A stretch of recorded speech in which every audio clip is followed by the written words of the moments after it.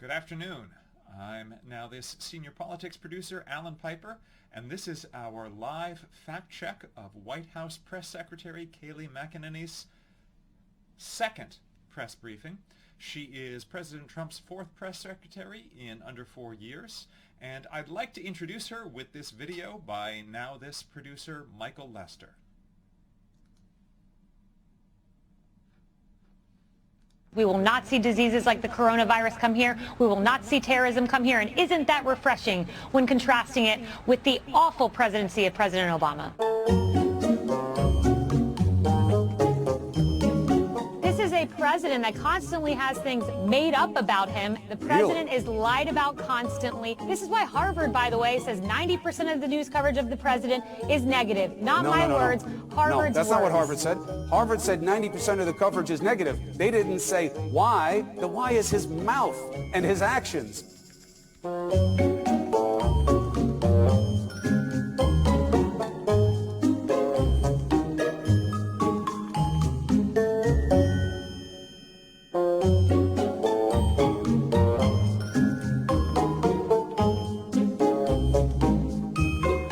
How are the American people to trust or believe what is said here or what is said by the president?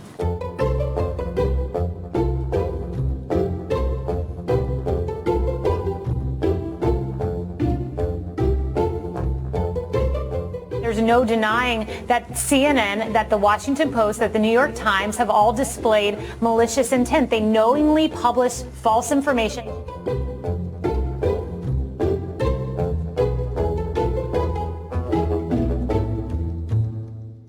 This is no one's fault but the deranged maniac that is sending those pipe bombs. But CNN is culpable. Let me just add this. CNN is culpable? Let me You want say to be this. on the record saying that a pipe bomb showed up in No, CNN? not culpable for the pipe bomb. Culpable for the rhetoric that we are seeing back and forth. I don't think he was condoning sexual assault. He said he starts to kiss a woman and then they let him do X, Y, or Z. That implies consent, first of all. I don't think he was advocating sexual assault. You might think he's gone. You might think he's gone around assaulting women. I don't think that's the case.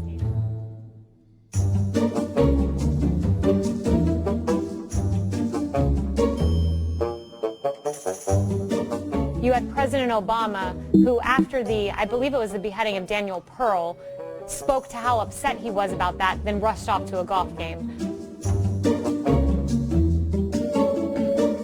President Trump rescinded the Obama guidelines on transgender, and let's be very clear why he did that.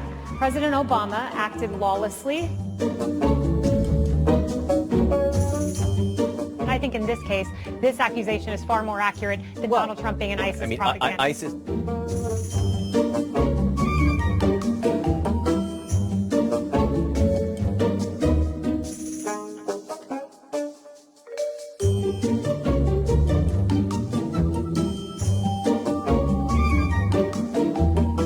The media's best hope is for Donald Trump to suspend his rallies. They've been wanting him to stop this. They know it's his avenue to speak directly to the American people.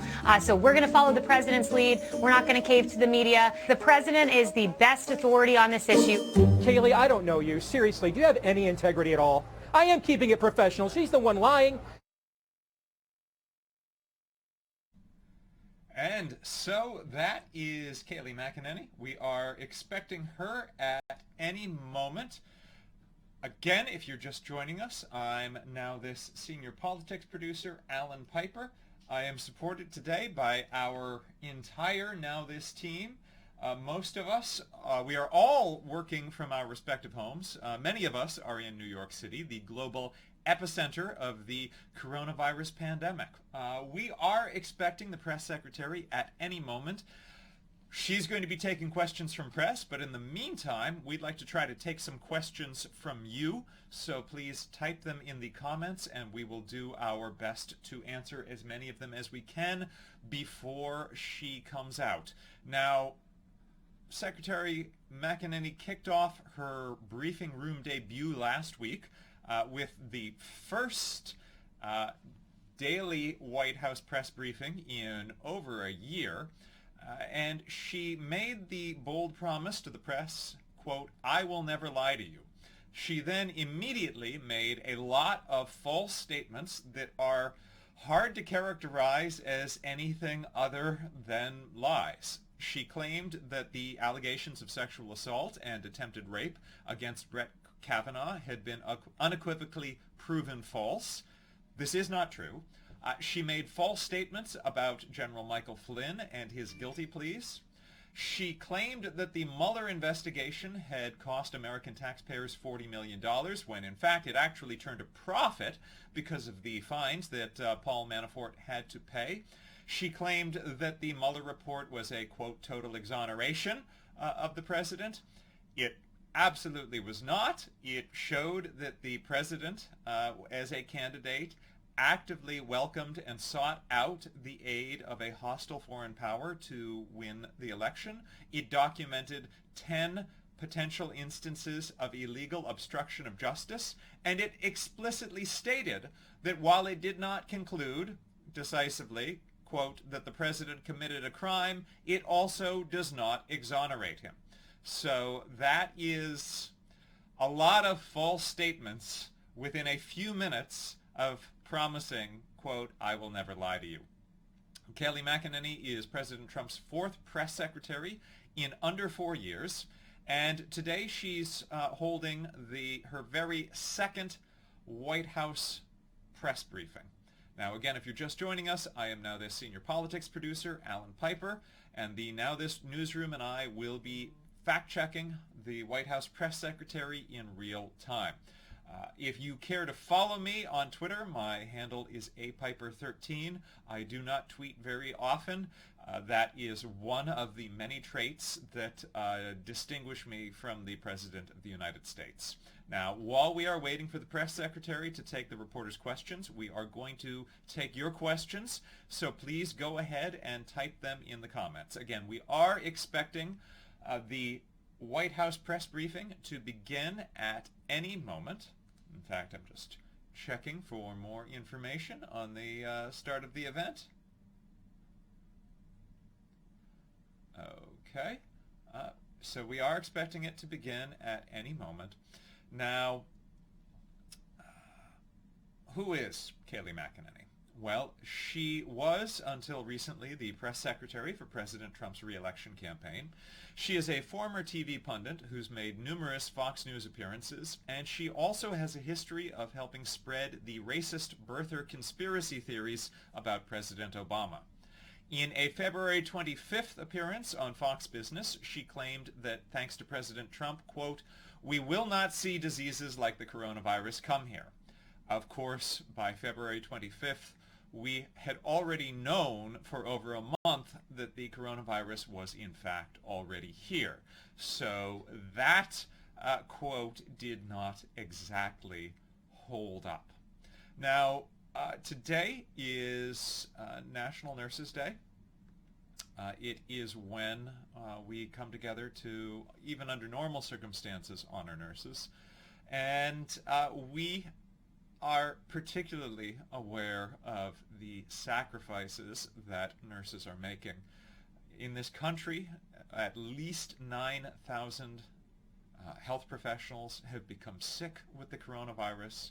They have been suffering from a lack of personal protective equipment, and this has not been helped by numerous false statements from the president claiming that the medical professionals had the equipment they needed when they in fact did not. Today, the president disputed nurses in the Oval Office when they talked about the ongoing need to get more personal protective equipment. He suggested that they were not understanding the actual situation. Now, President Trump had previously suggested that the real reason that there was a shortage of medical equipment was because nurses might be stealing it.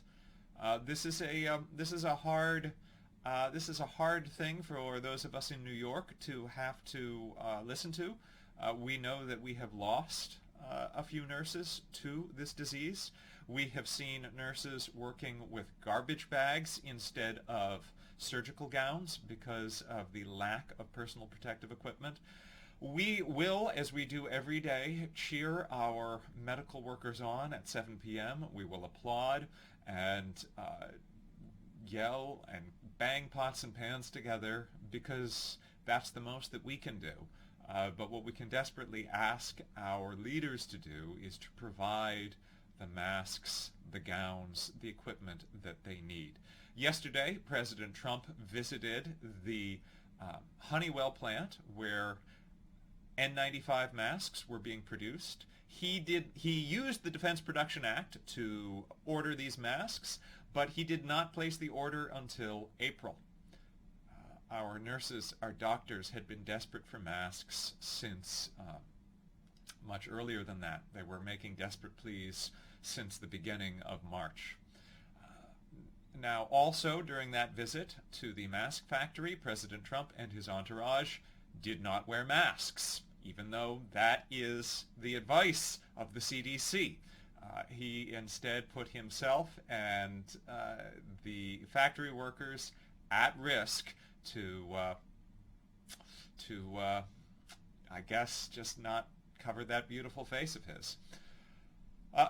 Ironically, there was a lot of people noticed that his rally playlist was playing while he was touring the facility, and his rally playlist includes the song Live and Let Die, which appeared to be the message of the Trump administration yesterday, as the president called on Americans to be, quote, warriors, and to reopen the economy, even though that would mean that many more Americans would die.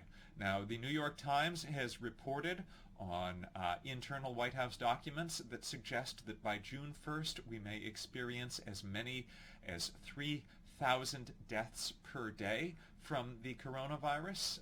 Just to put that in perspective, that is more than the equivalent of a 9/11 attack every single day. Also, the president said yesterday that he would soon be phasing out his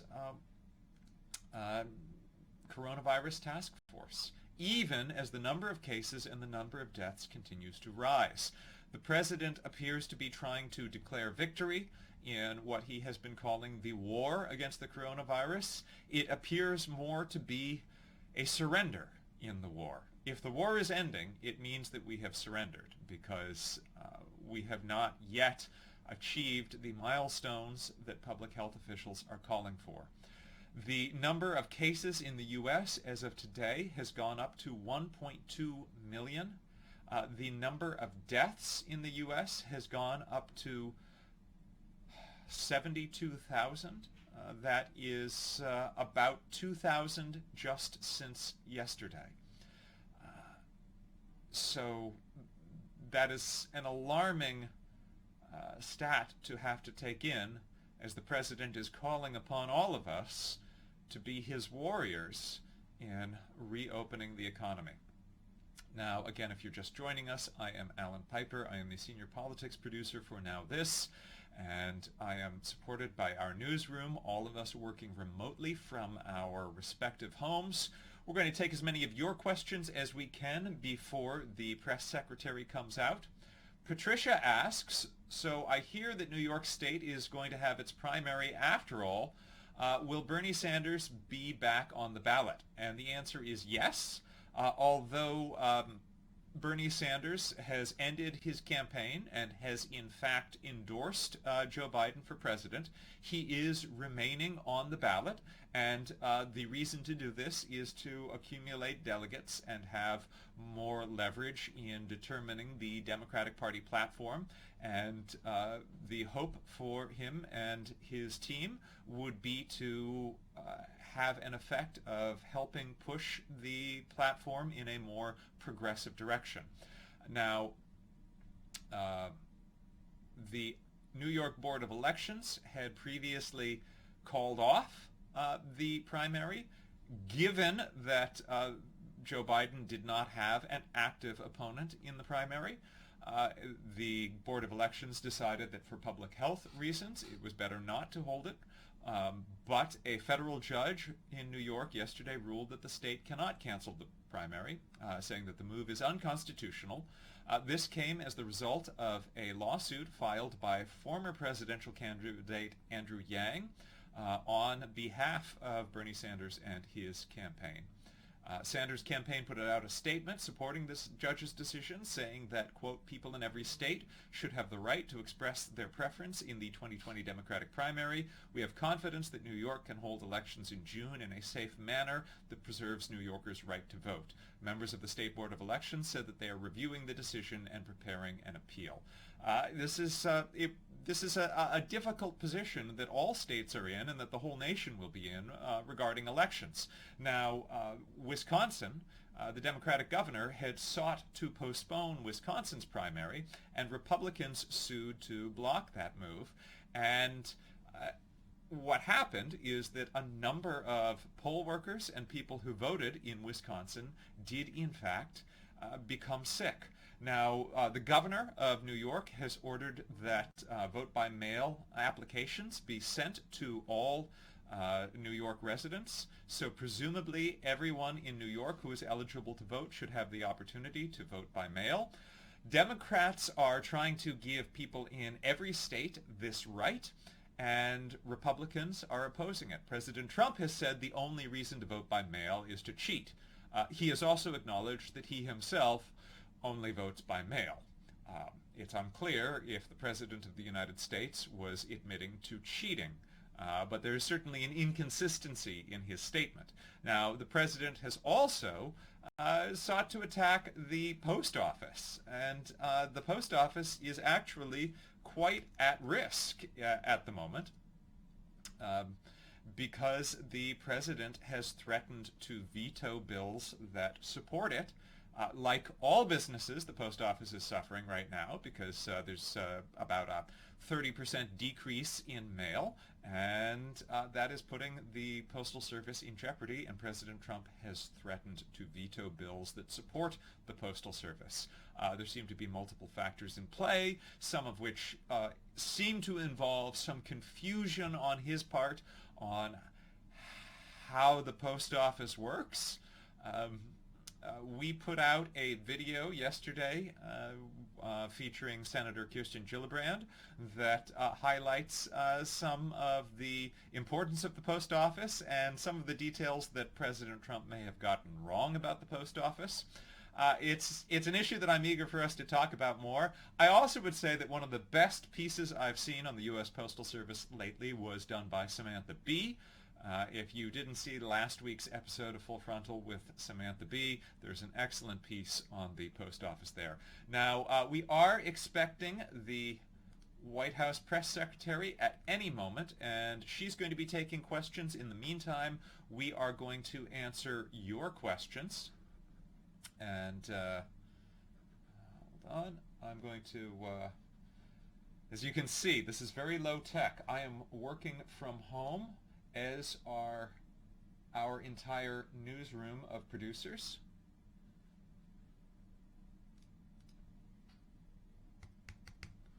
All right, and I'm just making sure that we are going to have her available for you the moment that she comes out to speak.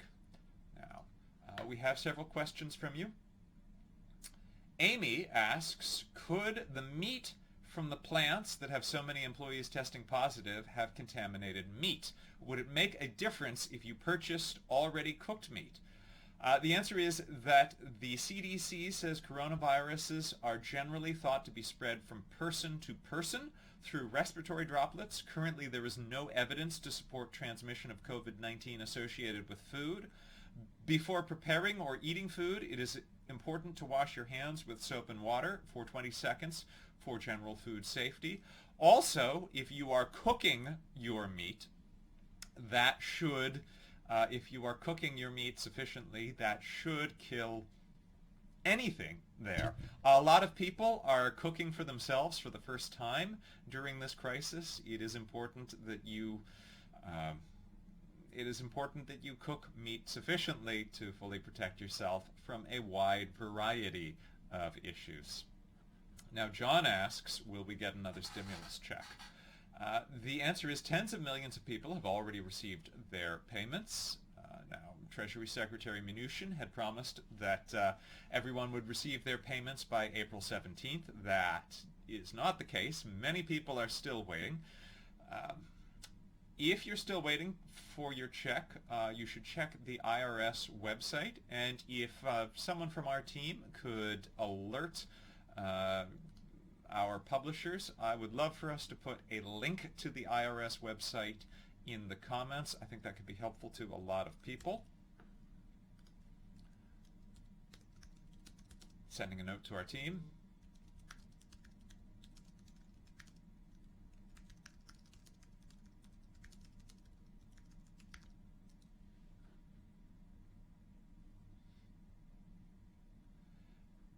Now, so there is a Get My Payment tool on the IRS website. It did not work immediately, but it does seem to be working for most people now.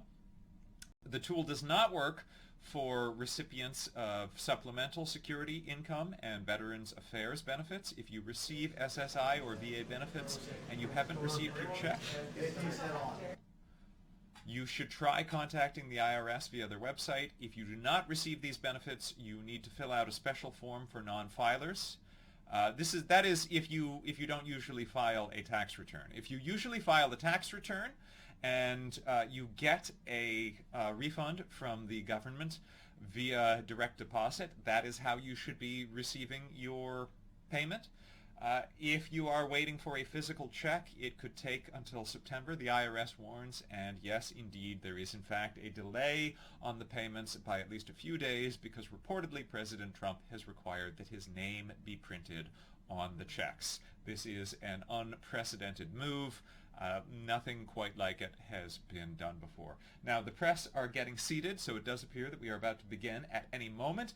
I'd like to point out that the members of the press are seated about 6 feet apart from each other, but it does not appear that anyone is wearing masks. It is unlikely that the president and his team, or rather, the president's not involved in this briefing today, but it is unlikely that the press secretary will be wearing a mask, and it is striking how much disregard the Trump administration displays for the very health guidelines that it is trying to promote. Now, Kathy asks, why wasn't Dr. Fauci allowed to testify before the House? That is an interesting thing, Kathy. So none of us have heard a lot from Dr. Fauci. The last time he was allowed to speak in an event with the president was on April 22nd. I don't want to say what got him silenced, but I will point out that that day, President Trump... Okay, here comes Kayleigh McEnany. I'm going to come back to this point in just a moment. So here is the press secretary. We will attempt to fact check her in real time. It may be difficult. Good afternoon, everyone. I'd like to direct your attention to a very encouraging graph regarding test results. It'll be over my shoulder and hopefully on the screen for those of you watching on television. As this chart shows, the United States has to date completed 7.5 million coronavirus tests. It's an extraordinary number. And as you can see, the United States leads the world in testing. This graph is no accident. It is technically true on some metrics to say that the world leads the U.S. in testing. The U.S. has now finally performed the largest number of tests, but the U.S. lags behind the rest of the world in testing per capita, and the U.S. lags behind the rest of the world most importantly in terms of chronology.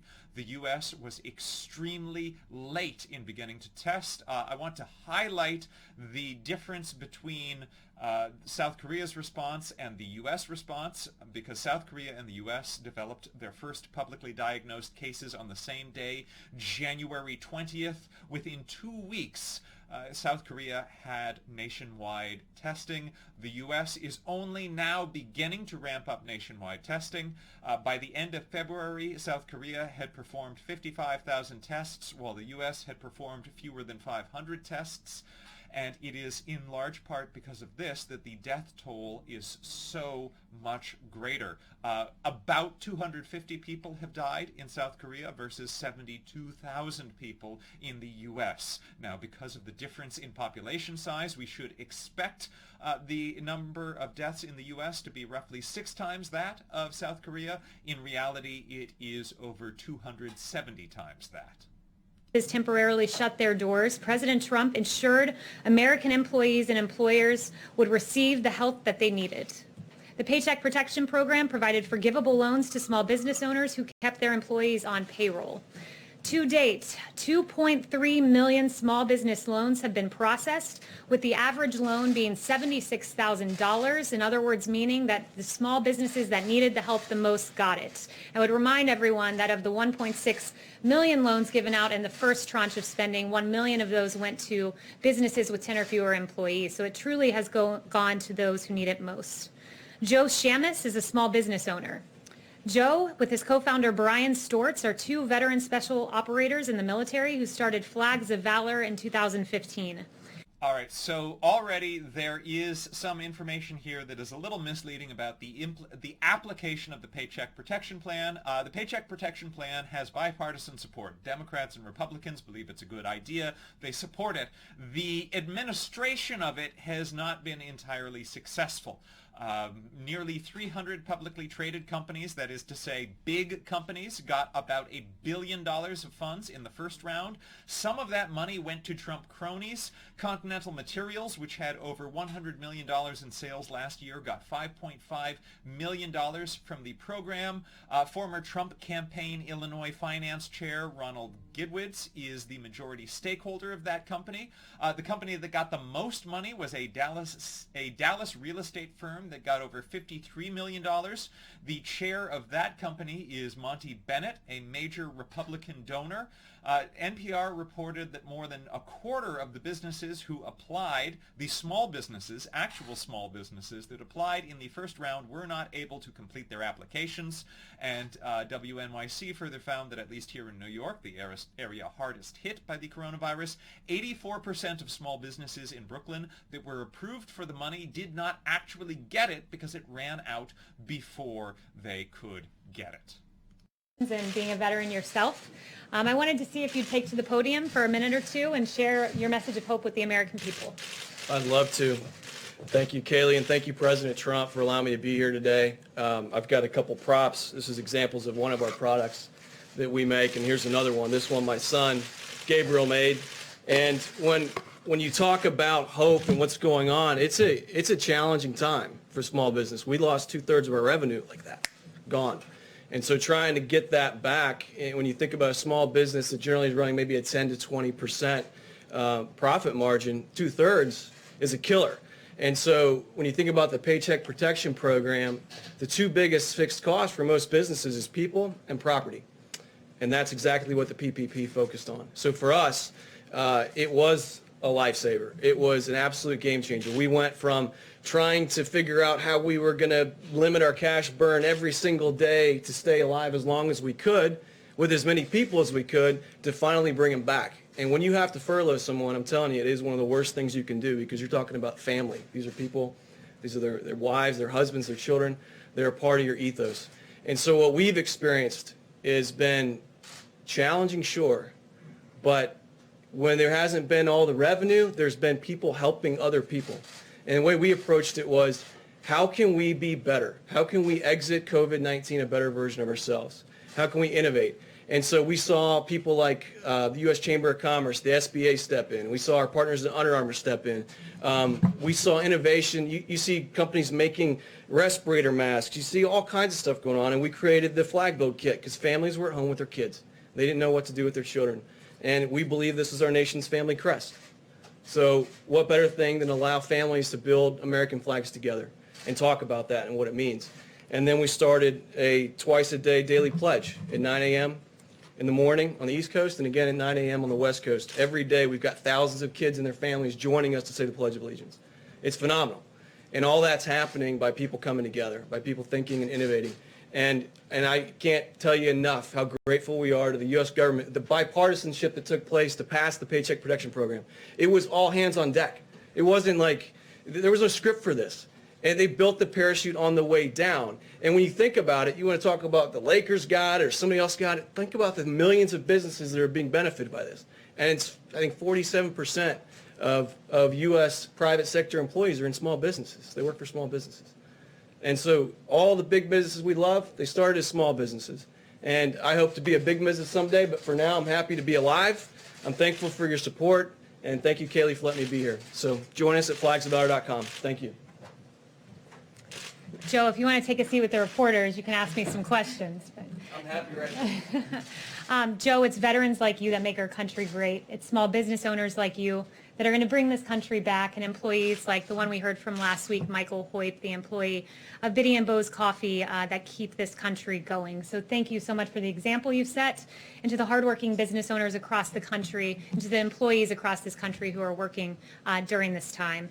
So thank you, Joe. Thank you for your service. As I said, PPP has changed lives across this country, and as President Trump has said, the American people are warriors, and we will fight together to defeat the invisible enemy. And with that, I'll take questions. Thanks, Kayleigh. Just to get back to this decision that was supposedly coming yesterday, whose idea was it initially to wind down the White House Coronavirus Task Force?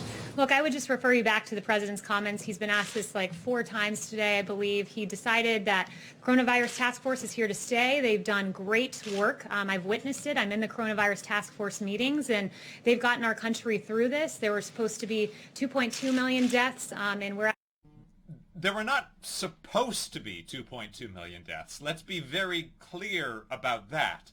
And an analysis of data from the IMHE suggests that 90% of the deaths that we are experiencing could have been prevented if the president had issued physical distancing guidance just 2 weeks earlier than he did. We know for a fact that he had reason to know of the risk months earlier than that. the choice of the individual as to whether they wear a mask or not. The president yesterday, the CEO of Honeywell, said that there was no need, and so he followed that advice and that guidance. And I would just note on the note of masks, 70 million N95 masks have been distributed across the country. 25 million rather, are what's used in the average year for our healthcare workers. So the fact that in a few weeks we've distributed nearly 3 times what is used in a year is extraordinary, and that's not to mention the 120. One of the things that this administration does is actually, it's an admission that ought to be damning. They keep talking about how quickly this has all happened. She just acknowledged that the widespread production and distribution of masks has been happening within a couple of weeks. We had our first confirmed coronavirus case in January. We had our first known death in February. The fact that this production of masks has only begun a couple weeks ago is quite actually a damning admission. Place, I guess. So the president had those circumstances. Obviously, he's the president. But why shouldn't all Americans who go back to work be able to get a test before they do to feel comfortable in their own work environment to be interacting with other individuals? Yeah, well, let's dismiss a myth about tests right now. If we tested every single American in this country at this moment, we have to retest them an hour later and then an hour later after that, because at any moment you could theoretically contract this virus. So the notion that... Okay, so this is something this administration does a lot, which is the straw man argument. It is the all or nothing argument. She's just brought up the possibility of testing every single person in America. No medical health professional is suggesting that we test every single person in America. What medical health professionals are suggesting is that we need between 500,000 to some are recommending as many as 5 million tests performed a day, so that we have in essence a random sampling, so that we actually can get a picture of where the virus is that day. This is similar to the false straw man argument that the president repeatedly makes, and that Secretary Kayleigh alluded to a moment ago, where he compares his reaction which compared to the reactions of other world leaders was very late he acted much later than other world leaders did, but he keeps comparing that to if he had done nothing. If he had done nothing, the death toll would be worse than it is. But there actually is something in between doing nothing and what he did. Several states and said, here's the testing you requested to open safely. Here's the testing I'm giving you to meet that need. It's pretty extraordinary, this wide-scale effort by the Trump administration to ensure states have what they need. So as states reopen, they'll do so safely, and they'll do so with this. States do not have the testing that they need. Again, I would like to highlight that the most conservative estimates from public health officials on how much testing is needed come from Harvard University, which says we should be doing at least half a million tests a day. The U.S. is struggling to do 200,000 tests a day, and the governors of states are struggling to get the materials they need to conduct these tests. Virginia asked for 100,000 testing swabs. FEMA was able to provide 14,000. In New York City, Mayor de Blasio has initiated a program for testing swabs to be printed here with 3D printers in New York City. This is because the federal government has been unable to supply these. It is not just a Democratic leader thing either. Republican Governor Larry Hogan arranged a deal with labs in South Korea to get 500,000 tests from them after he gave up on the Trump administration and its ability to provide tests for Maryland. Medically underserved areas receive funding. Also, that announcement I had for you last week about hospital funding, $2 billion of that was geared towards specifically ensuring that men and women in underserved communities, and those hospitals got that money. And I would also note just that the president has directed Secretary Ben Carson to focus the White House Opportunity and Revitalization Council on underserved communities. So very important. This is a community that's been very hard hit, and rest assured we are laser focused on making sure that these communities are assisted. Can I ask about reopening as well? Sure. Okay. So the task force has put out phased guidelines for states to reopen and individual guidelines, but it hasn't said very much about businesses specifically. Does it plan to put out any detailed guidelines for businesses like retailers and restaurants to reopen? Well, in the phased approach, there are some recommendations for how, for instance, restaurants should reopen and the distancing that's required. And as you go through the phases, that distancing is shrunk, and there are other mechanisms that are outlined for restaurants and movie theaters and sporting venues. So I would argue that our phased approach does take that into account. And each and every state, by the way, the governor is welcome to reach out to us. We're constantly communicating with the governors. And when I say we, the administration, meaning Dr. Birx and others. So we are happy to consult with regard to specifics. Just a reminder that the president it does appear that yes, the other members of the administration are communicating with governors, but it is important to note that the president himself has publicly said that he encouraged Vice President Mike Pence not to speak to the governors of Washington or Michigan because they did not praise him sufficiently. You've used the phrase warriors to describe everyday Americans. The president's using that phrase as well. What's the thinking behind using that description? And is that basically asking Americans to put themselves in harm's way like warriors do? Not in the slightest. It's actually the opposite. The president's been clear that at this moment, we're at a wartime moment where we're fighting the invisible enemy, and by that I mean COVID-19.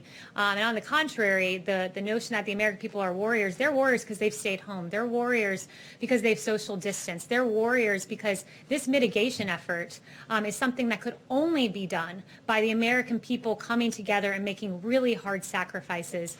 I want to highlight that, again, President Trump was urging people to rally in the street and violate the same guidance. He sent out a series of tweets urging the citizens of states with Democratic governors to, quote, liberate them. And he said specifically that gun enthusiasts should put the governor of Virginia, quote, under siege. To reopen, because guess what? In order to get to reopening, you have to social distance. You had to put it together, those very hard choices that allowed us to get to a point where we have one of the lowest mortality rates in the world, and that's because of the American people. So it took the American people being worried. It is not true in any respect to suggest that we have the lowest mortality rate in the world. We have the highest deaths, the highest number of deaths of any country. we account for, we're getting close to 30% of all the world's deaths, even though we account for fewer than 5% of the total world's population. And then in terms of per capita deaths, the countries that have death rates, the U.S. has a higher per capita death rate than Yemen, Myanmar, Nigeria, Zambia, Syria, Sri Lanka, Taiwan, Kenya, Chad, Zimbabwe, Palestine, Venezuela, Libya, Botswana, Gambia, Ghana, Guinea, Ivory Coast, Senegal, Nicaragua, Haiti, Sudan, India, Thailand, Jordan, Guatemala, Sierra Leone, Bangladesh, Kazakhstan, Kyrgyzstan, Costa Rica, Niger, Mali, El Salvador, Paraguay, Pakistan, South Africa, Oman, Afghanistan, Iraq, Cameroon, Azerbaijan, Djibouti, Burkina Faso, Somalia, Georgia, Jamaica, Maldives, Congo, Brunei, China, Singapore, Japan, Qatar, Indonesia, Malaysia, Tunisia, Liberia, Australia, Egypt, New Zealand, Slovakia, Lebanon, Uruguay, Saudi Arabia, South Korea, Philippines, Colombia, Morocco, Argentina, Cuba, Bolivia, Belize, Ukraine, Kuwait, Russia, Honduras, Latvia, Belarus, Bulgaria, the United Arab Emirates, Chile, Mexico, Greece, Croatia, Lithuania, Israel, Liechtenstein, Brazil, the Dominican Republic, Iceland, Peru, Hungary, Romania, Turkey, Finland, Norway, Estonia, Panama, Slovenia, Ecuador, Austria, Iran, Germany, Denmark, Canada, Bermuda, Portugal, Monaco, or Luxembourg. That vulnerable Americans, our senior citizens, need to shelter in place, and they need to take extra measures of precaution because, as we know, they've been disproportionately affected by the coronavirus. So I certainly would include the senior community to continue to follow the guidelines we've put forward. Yes. Thank you. Dr. Birx has mentioned an influx of asymptomatic coronavirus cases. Without more widespread testing, how do you get a handle on something like that, and how do you keep people without symptoms from spreading the disease around the country? Yeah, so it's an important question. We get information on asymptomatic spread when we test in the meat processing facilities and other facilities. Again, we can just test strategically, and it's important that once we test and we find an example of someone who has coronavirus, that we can contact trace and ensure that it's not spread to other members. We do not have the systems in place for contact tracing. It is, experts say that we would need about 30 contact tracers for, we don't have the number of contact tracers we need. We would need, at least according to experts, 180,000 contact tracers to do any widespread contact tracing program. EO Daniel O'Day announced that they would be donating 1.5 million vials of Remdesivir and working with the federal government to distribute to patients across the nation. So this will get out there, and we thank Gilead for the great work they've done and for giving these 1.5 million vials, which will help a lot of Americans around the country. But what's the process for distributing it and giving access to patients? I don't have any information on that as of now, but once I get that, I can share that with you. Yes. Jeff. Thanks, Kayleigh. The president said yesterday he does not want Dr. Fauci testifying before the House because it's filled with Trump haters. How is that consistent with oversight and... Now, this is one of the questions one of our viewers asked, and viewers, I'm going to come back and answer the questions that we didn't get a chance to get to after this is over. The Senate, which means he will be fielding questions from both Democrats and Republicans. The House, however, and specifically Chairwoman Nita Lowey's committee, did not act in good faith. Mark Meadows had 3 calls with Chairwoman Nita Lowey 3 nights ago when she called to ask if Dr. Fauci could testify before a subcommittee hearing, and Chief of Staff Mark Meadows has made clear he wants to make the best use he can of the task force members' time. Of course, they're working hard to save American lives, so that's very important. So to that end, he said in the 3 phone calls, what is the purpose of this hearing? Can you give me the subject matter? And Lowey was unable to tell the Chief of Staff what the subject matter was. The last phone call they had was at 10:46 p.m. on that evening. She is making the argument that the reason Dr. Fauci is not being allowed to testify to the House is that it could be a potential waste of his valuable time. I would like to highlight that Dr. Fauci has attended roughly 30 hours of presidential coronavirus task force briefings. During those 30 hours, the president spoke for about 13 hours, frequently making false statements. Dr. Fauci and Dr. Birx combined spoke for about 8 hours. There were briefings that Dr. Birx attended that lasted longer than 2 hours that she did not get to speak at all.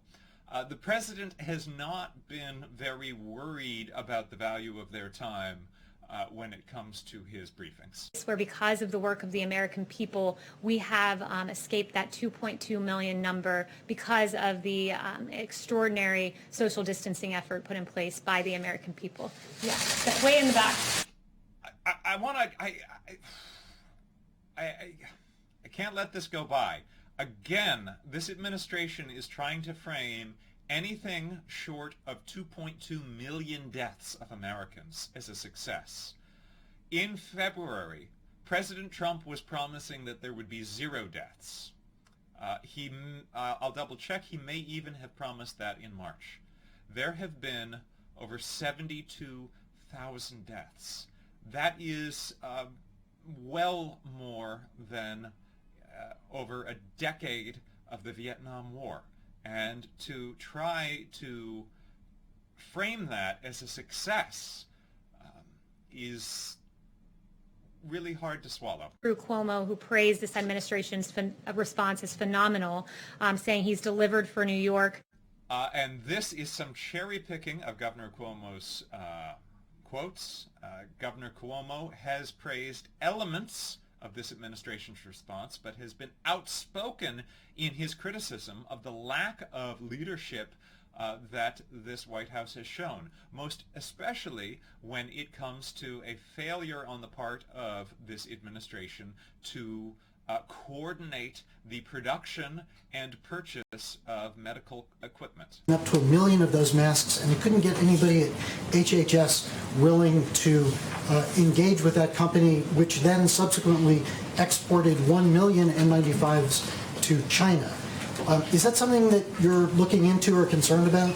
Look, on issues of Dr. Bright, I'd refer you to HHS. I'm not going to get involved with the personnel issues or the substance of that complaint, but I will once again note, you mentioned masks, 70 million plus delivered, and again, that's 3 times the amount used by healthcare providers in any given year. So we've done a rather good job when it comes to supplies. Masks delivered in May don't help the nurses who didn't have masks in March. Until there is a vaccine, or what would the president have them do if they're not allowed to teach because of their age? Well, our task force has said that vulnerable communities like our seniors should shelter in place. That being said, we encourage every American, if you have a symptom that is pressing, that you need to go to your doctor. I've been disturbed to read many quotes from doctors, stories of people who are staying home with chest pain and don't go to the hospital when they could be on the verge of having a heart attack, who are missing important appointments like mammograms, screenings like colonoscopies. It's important that we as Americans continue to go to our doctors to get medically necessary procedures, and when we have symptoms that need to be addressing, like chest pain, that you do go to your doctor. So.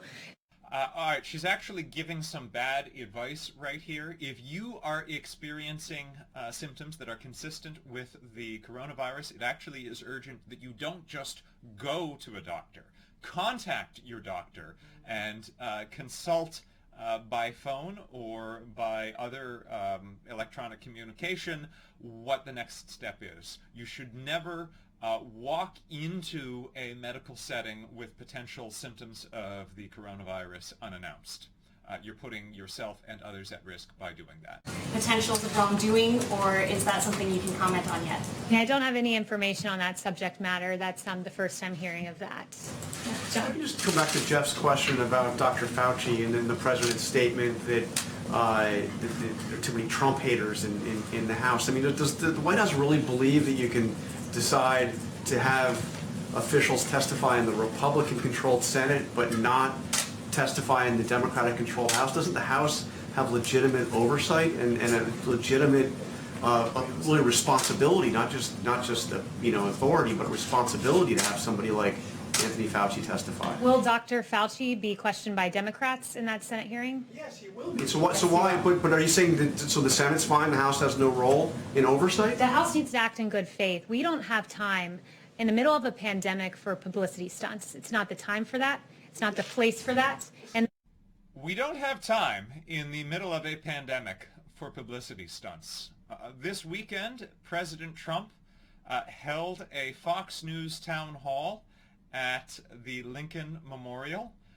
At his briefings, the president has spent over 2+ hours attacking his political rivals. He has spent over 45 collected minutes congratulating himself. He played essentially a campaign video. 45 minutes congratulating himself was at one of the press briefings, just one of the press briefings. That was the one where he also played a video, what was essentially a campaign video. He has been releasing a series of campaign videos. The White House, not the president's personal account, the White House has been retweeting Fox News clips. It is really remarkable for the White House press secretary to be suggesting that the House conducting a hearing with one of the top medical experts on the coronavirus would be a publicity stunt. that the flu was a much bigger threat than the coronavirus. And finally, once again, the Washington Post, would they like to take back that the government should not respond aggressively to the coronavirus? I'll leave you with those questions, and maybe you'll have some answers in a few days. Yep. Kayleigh, Thank you very much. Just you were prepared for that. But the question's out to you, Secretary. All right, so that is another briefing from Press Secretary Kayleigh McEnany, and she said some kind of striking things. She suggested that the reason that Dr. Fauci is being blocked from testifying before the House is out of concern for his time. But I want to remind you that yesterday the president said that the real reason is, quote, the House is a bunch of Trump haters. They put every Trump hater on the committee, the same old stuff. They frankly want our situation to be unsuccessful. Now, Kayleigh was also just challenged on her comments on Fox Business on February 25th. I want to highlight what they were. She said on February 25th, "We will not see diseases like the coronavirus come here." She was suggesting that President Trump's leadership would prevent the coronavirus from coming here. She made that declaration on February 25th when it was already well known that the coronavirus was here. Now, she said that she was referring to his decision to limit travel from China, but the travel restrictions, as we've stated before, didn't actually stop travel to China from the U.S. Approximately 40,000 people, that is a cat walking around behind me, approximately 40,000 people entered the U.S. from China. This included, but was not limited to, American citizens. This is after the 2 months after those restrictions went into place. Perhaps more importantly, in the month prior to those travel restrictions, some 300,000 travelers had entered the U.S. from China. So these weak restrictions that the president put into place in February on travel from China could at best be described as, the old saying is, closing the barn doors after the horses have already left. Now, I want to answer a couple of the questions that we didn't have a chance to get to before. I also want to highlight, she said that world leaders are praising President Trump's effort.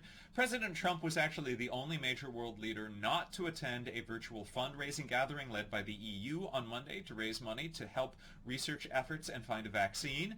The leaders from around the world all chipped in money totaling $8 billion. Trump skipped the chance to contribute. and I'm not even talking about even just U.S. taxpayer dollars, President Trump has repeatedly claimed that he is a billionaire, although he has not presented his tax returns, so there actually is no firm evidence that he is in fact a billionaire. There is wide speculation that he actually may be in debt. We don't know if the president is a financially stable individual, but you would think that if he were, he might personally make some donations to this. I'd also like to highlight that his hotels have not donated hotel rooms to help. Many hotels, such as Hilton has donated, I believe, 1 million rooms to give medical workers a place to go so that they don't have to go home to their families and expose them to risk after working in hospitals. President Trump has also removed the U.S. from the coordinated efforts of the World Health Organization to work together on a vaccine. We are instead, unfortunately, going to go it alone on a vaccine. Now, other questions that we didn't get to answer today, Kathy was asking about Dr. Fauci. I think we got into that somewhat. Actually, a lot of this briefing was devoted to that. President Trump is now trying to frame it as he's protecting Dr. Fauci's time by not allowing him to testify to the House, but it has clearly, he's made it plain that it is because he does not believe that House Democrats, who are duly elected members of a co-equal branch of government, have legitimacy to exert their constitutionally mandated oversight. Keith asks, didn't she say months? Okay, Keith, you were asking about the February 25th comments. I believe we addressed that. So I think that gets to the questions that we didn't get to answer today. I want to thank you for joining us. I am NowThis senior politics producer, Alan Piper. If you feel like following me on Twitter, I am apiper13. I had the support of our full newsroom today. Everyone is working from their respective homes. I had particular support today from Emily Barger, Brandon Caruso, Maddie Green, Kavish Harjai, Ian McKenna, Michael Lester, and Shelby Vaculin. There are a couple things I want to highlight as I go. I have often used the time at the end of the briefings to run through a timeline of President Trump's response to the coronavirus. We are going to be releasing a video of that timeline, I think in about an hour, to be honest, on NowThis Politics, so you can find it there then.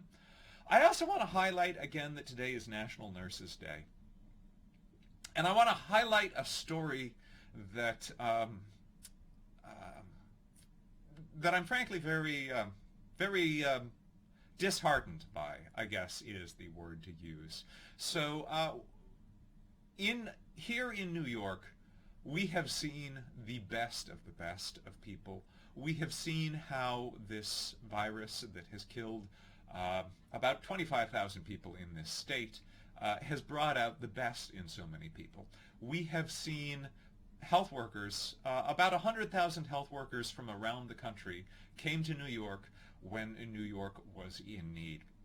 Yesterday we posted a video of a nurse from Virginia describing her experiences of coming here and describing how hard it was to watch patients die from this disease.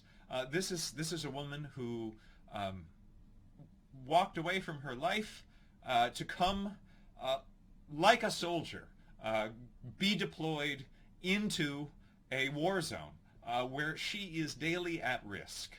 And she did this seeking no thanks just because she's a hero, because she knew it was the right thing to do. And it has taken a tremendous toll on her to see the pain and the devastation that happens here. And she talked about that. She talked about it in very simple terms, in very not inflammatory. Nothing that she said should have been seen as offensive to anyone. And she was attacked, just attacked up and down, by people claiming that she was lying, that it was a hoax, that this isn't really happening.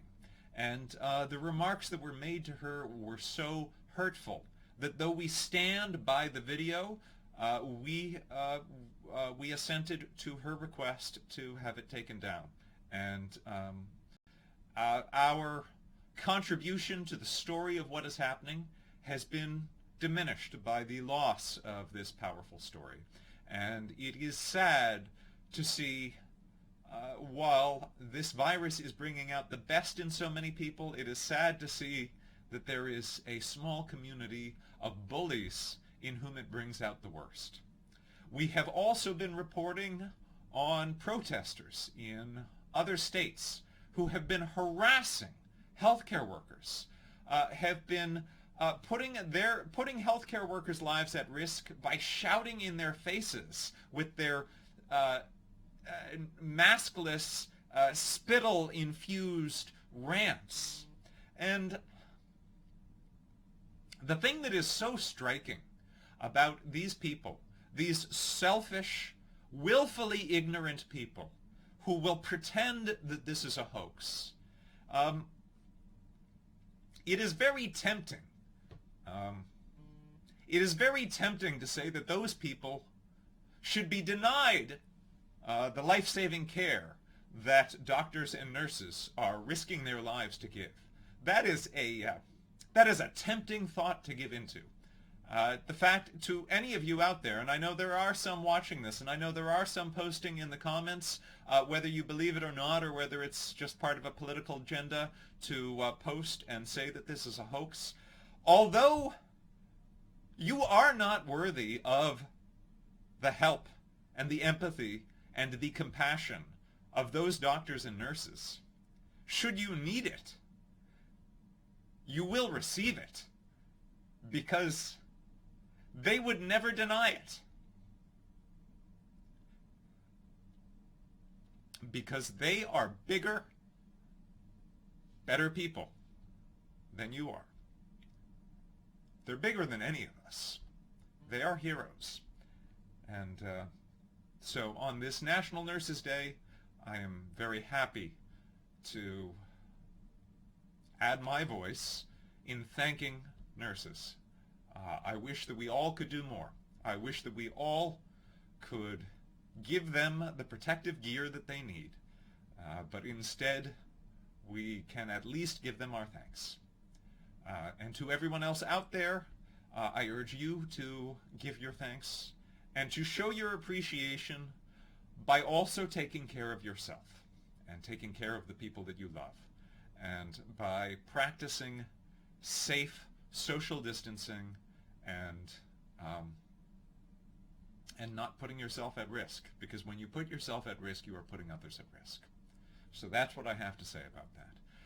If the president or his press secretary are back tomorrow, this team and I will be back to continue our fact-checking. We are going to get through this together. And until then, I just wish you to stay safe. Thank you very much.